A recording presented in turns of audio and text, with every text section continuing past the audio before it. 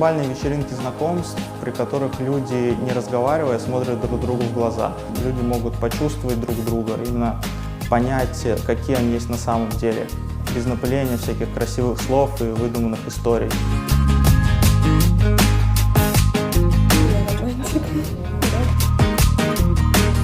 Просто за минуту, по взгляду, я считаю лично, что можно определить человека своего.